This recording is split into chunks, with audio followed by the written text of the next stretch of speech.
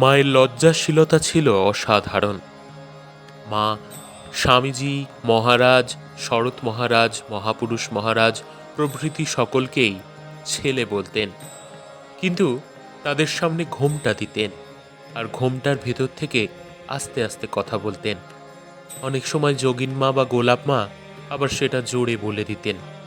শরৎ মহারাজ মাকে প্রণাম করে বারান্দায় এসে অনুযোগের সুরে বলতেন, আমি যেন শ্বশুর। স্বামী গৌরীশ্বরানন্দজি বলছেন, বয়সের তুলনায় বেঁটেছিলাম বলে আমাকে আরও ছোট মনে হতো। এই কারণে মা আমার সামনে আর ঘোমটা দিতেন না। এই জন্যই মাকে ভালো করে দেখবার সৌভাগ্য আমার হয়েছিল। এছাড়া মায়ের পায়ে বাত ছিল, এবং আমার সৌভাগ্য হয়েছিল মায়ের পায়ে বাতের তেল মালিশ করে দেবার।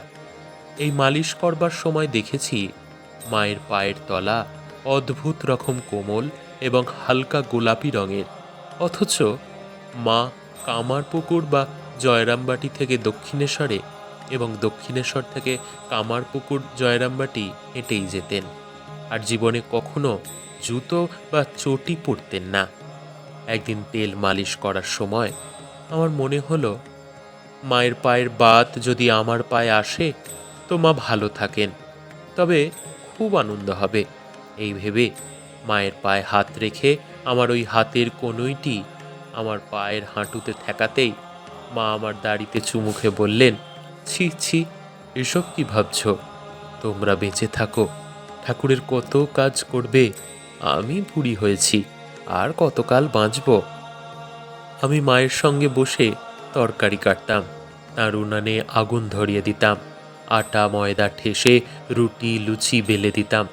মায়ের সঙ্গে বসে পান সাজতাম, ফুল তুলসী বেলপাতা দূর্বা তুলে এনে চন্দন পিষে তার পুষ্পপাত্র সাজিয়ে দিতাম। ফল থাকলে কেটে দিতাম। তখন তো জয়রামবাটিতে ফলমূল কিনতে পাওয়া যেত না।